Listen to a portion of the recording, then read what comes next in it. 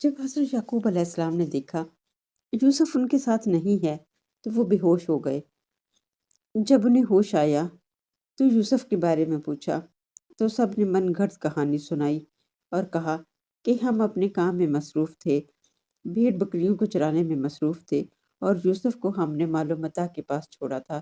جب ہم واپس آئے تو بھیڑیے نے یوسف کو چیر پھاڑ دیا تھا اور یوسف کا خون ہوا نمودار ہوا۔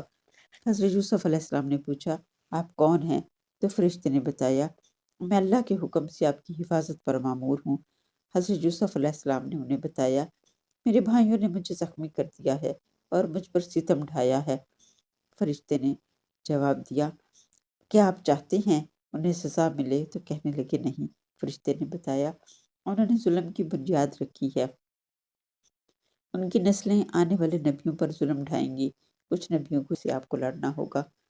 ادھر حضرت یعقوب علیہ السلام نے اپنے آپ کو ایک کمرے میں محصور کر لیا، اسی کنویں پر پہنچ گئے۔ یوسف کے کر کنویں کے اندر آوازیں دی مگر مشیت الہی کچھ اور تھی۔ اسی لمحے وہ بہت گہری نیند میں چلے گئے۔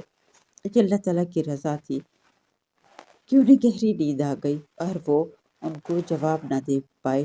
کئی دن ڈھونڈنے کے بعد بھی حضرت یوسف علیہ السلام کا انہیں کوئی اتا پتہ نہیں چلا اور وہ سب مایوس ہو گئے۔